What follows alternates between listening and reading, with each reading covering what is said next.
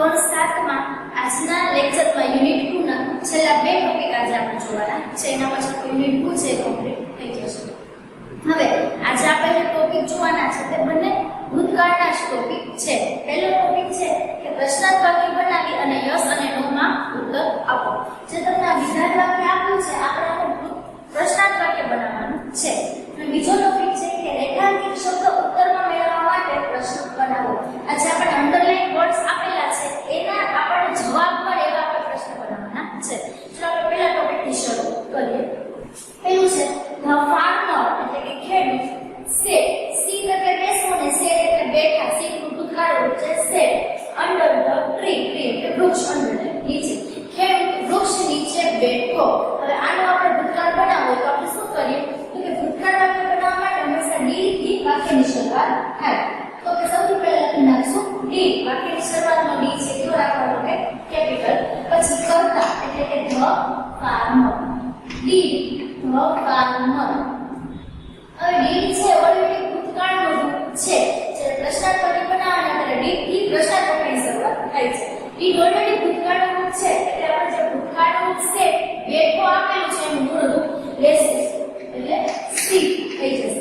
D the farmer એટલે શું ખેડૂત શું કર્યો શું ખેડૂત બેઠો. ક્યાં બેઠો તો કે અંડર ધ ટ્રી.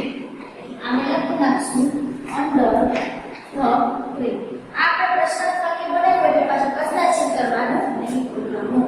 જ્યારે ભૂતકાળના વિધાન વાક્ય હોય તેમાંથી આપણે પ્રશ્નાર્થ વાક્ય બનાવવાનું હોય ત્યારે ડી થી પ્રશ્નાર્થ વાક્યની શરૂઆત કરવાની અને ડી ની સાથે હંમેશા ક્રિયાપદનું મૂળ રૂપ જ લેવામાં આવે છે. હવે આપણે યસ નો મેથડ આન્સર આપીએ તો સૌથી પહેલા લખી નાખીએ યસ. કોની વાત કરીએ છીએ તો કે ધ ફાર્મર ખેડૂત. એક જ ખેડૂત છે એના માટે શું વપરાશે તો કે ઈ વપરાશે. તો કે યસ ઈ ડી એનો મતલબ કે હા તે બેઠો. અને નકારનું વાક્ય નો અલ્પવિરામ હી ડીડ નકારનું રૂપ થઈ જશે ડીડન્ટ. No he didn't. ના તે નથી બેઠો. આ રીતે આપણે પ્રશ્નાર્થ વાક્ય બનાવ્યું છે. હવે એના પછીનો ટોપિક છે કે રેખાંકિત શબ્દ ઉત્તરમાં મેળવવા માટે પ્રશ્ન બનાવો. આપણે એવો પ્રશ્ન બનાવવાના કે એનો જવાબ સૌથી પહેલા આ પછી આ અને પછી આ મળે. આમાં આપણે WH ક્વેશ્ચન્સ નો ઉપયોગ કરીશું. તમે WH ક્વેશ્ચન્સ છે ઓલરેડી શીખી ગયા છો. who, where, when, what. આ બધા છે WH ક્વેશ્ચન્સ છે. સૌથી પહેલા આપણે જોઈએ અંકિત went to school at 9 am. અંકિત ગોનો ભૂતકાળનું રૂપ છે went. ગો એટલે જવું અને went ગયો. ક્યાં તો કે to school શાળાએ. ક્યારે તો કે at 9 am એટલે સવારના 9 વાગે. અંકિત 9 વાગે શાળાએ ગયો. તો સૌથી પહેલા આપણે આ અંકિત છે એના માટે એવો પ્રશ્ન બનાવવાનો છે કે જેનો જવાબ આપણને અંકિત મળે. અંકિત સવારે 9 વાગે શાળાએ ગયો. તો કોણ 9 વાગે શાળાએ ગયો? હું આ પ્રશ્ન બનાવું તો મને અંકિત જવાબ મળે. બરાબર છે? કોણ 9 વાગે શાળાએ ગયો? તો જવાબ શું મળશે? તો કે અંકિત 9 વાગે શાળાએ ગયો. તો આપણે અંકિતના બદલે સૌથી પહેલા શું લખી નાખશું તો કે who. પછી ગયો એના માટે went. ક્યાં ગયા તો કે to school. ક્યારે તો કે at 9 am. who went to school at 9 am. કોણ 9 વાગે શાળાએ ગયું? પ્રશ્ન પૂછ્યો છે તે પ્રશ્ન ચિહ્ન કરી નાખશું. તો જવાબ મળી ગયો કે અંકિત 9 વાગે શાળાએ ગયો. હવે આની વાત થઈ ગઈ. હવે આપણે આની નીચે અંડરલાઈન છે to school એટલે એમ કરવાનું. અંકિત 9 વાગે શાળાએ ગયો. હવે શાળા છે જગ્યા છે. જગ્યા માટે શું પૂછાય? શેના માટે પ્રશ્ન પૂછાય કે અંકિત 9 વાગે ક્યાં ગયો?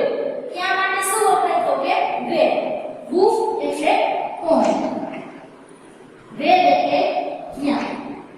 when એટલે ક્યારે અને what એટલે શું. અત્યારે આપણે કોણ ક્યાં અને ક્યારે નો ઉપયોગ શીખીશું. what આગળ. હવે to school અંકિત 9 વાગે શાળાએ ગયો. અંકિત 9 વાગે ક્યાં ગયો? તો ક્યાં માટે શું વાપરીએ છીએ તો કે where. WHERE where પ્રશ્ન. બરાબર છે? હવે આ ભૂતકાળના વાક્ય છે કેમ કે went એટલે ગયો. તો ભૂતકાળમાં કયું રૂપ વપરાશે તો કે did. where did. બરાબર છે? did ભૂતકાળનું. પછી કરતા તો કે અંકિત. Where did અંકિત? હવે went છે, આપણે did લીધું છે તો મૂળ રૂપ લેશું did ની સાથે. તો કે where did અંકિત go? અંકિત ક્યાં ગયો? બરોબર છે, ક્યાં ગયો છે એના માટે આપણે જવાબ માટે where છે પ્રશ્નમાં લઈ લીધું છે એટલે આપણે આ શબ્દ પ્રશ્નમાં લેવાનો નથી. આપણે આ પછી ડાયરેક્ટ 9 લઈ લઈશું કે where did અંકિત go? અંકિત ક્યાં ગયો? ક્યારે ગયો? તો કે at 9 am. અને પાછળ પ્રશ્ન છે. ફરીથી કરાવું છું.